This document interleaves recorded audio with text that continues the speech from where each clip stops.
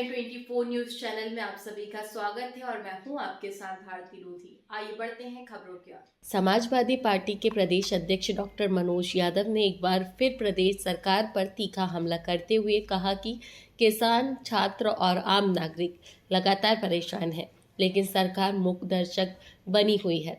यादव ने आरोप लगाया कि प्रदेश भर में किसानों को खाद नहीं मिल पा रहा है और अधिकारी किसानों के साथ मारपीट कर रहे हैं, लेकिन सरकार कोई कार्रवाई नहीं कर रही। डॉक्टर यादव ने कहा कि खाद वितरण केंद्रों पर किसानों को लंबी लाइनों में खड़ा रहना पड़ रहा है। कई स्थानों पर सरकारी अधिकारियों द्वारा किसानों से दुर्व्यवहार और मारपीट की घटनाएं सामने आई है, जो बेहद चिंताजनक है। उन्होंने कहा कि सरकार सिर्फ तमाशा देख रही है, किसानों की पीड़ा किसी को दिखाई नहीं दे रही। प्रदेश अध्यक्ष ने प्रदेश में हाल ही में एक छात्र के साथ हुई मारपीट की घटना को लेकर भी सरकार को घेरा। उन्होंने कहा कि भाजपा एक और लाडली बहना योजना का गुणगान करती है, वहीं दूसरी ओर छात्रों के साथ हो रही हिंसा पर मौन साधे बैठी है। सरकार की यह चुप्पी बेहद शर्मनाक और असंवेदनशील है। और क्या कहा यादव ने, आइए सुनते हैं इस खास रिपोर्ट। सर, वर्तमान में किसान की जो समस्या है वो बरकरार है। लगातार खाद को लेकर किसान मारामारी कर रहे हैं।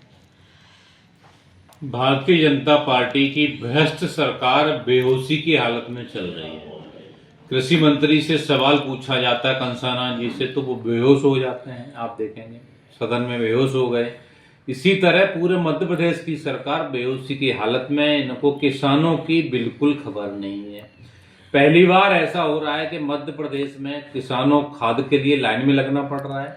हमारी माताओं बहनों तक लाइन में लगना पड़ रहा है। छात्र छात्राएं भी अपनी पढ़ाई को छोड़ के, खाद नहीं मिल रही है, एक एक बोरी के लिए 4-4 दिन से लाइन में लगे हुए हैं। सिर्फ टोकन मिल रहा है, उसके बाद खाद नहीं मिल रही है।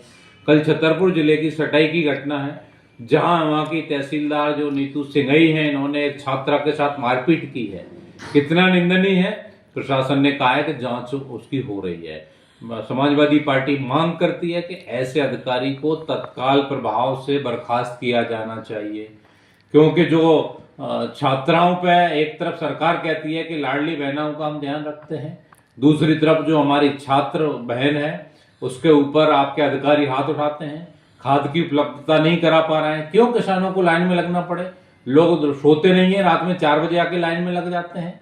और एक तरफ केंद्रीय कृषि मंत्री शिवराज सिंह चौहान कहते हैं कि नकली खाद, बीज, दवाएं बिक रही हैं, और एक तरफ आपके जो मध्य प्रदेश के कृषि मंत्री कहते हैं कि सब ठीक है, कोई नकली नहीं बिक रहा है।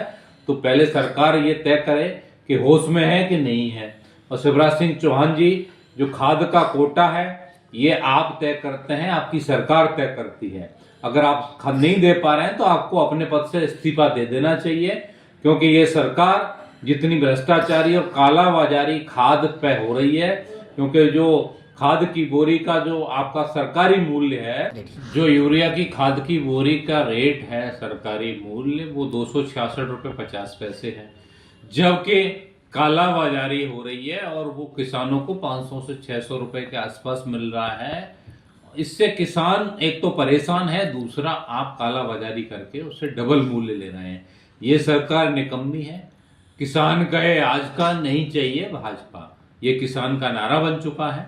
समाजवादी पार्टी मांग करती है कि 1 हफ्ते के अंदर सारे किसानों को, क्योंकि जो गेहूं का मेन समय है, पहला पानी लग रहा है, लोग उसमें खाद दे रहे हैं। अगर डीएपी तो आप दे नहीं पाए, किसान ने जैसे तैसे करके अपनी फसल को बोया है जुगाड़ करके, अब आप यूरिया भी नहीं देंगे तो उसमें पैदावार नहीं होगी। तो ये सरकार जो बेहोश है वो होश में आ जाए, वो बेहोशी से निकल के आएगी तो किसानों का कुछ भला होगा। नहीं तो इस सरकार के लिए जनता, किसान, नौजवान, व्यापारी, हमारी महिलाएं सभी लाठी डंडा लेके बैठी हुई हैं, इसको उखाड़ के फेंकने का काम। फिलहाल के लिए इस खास खबर में इतना ही। देश विदेश की तमाम बड़ी खबरों को जानने के लिए देखते रहे हेडलाइन 24 न्यूज चैनल। नमस्कार।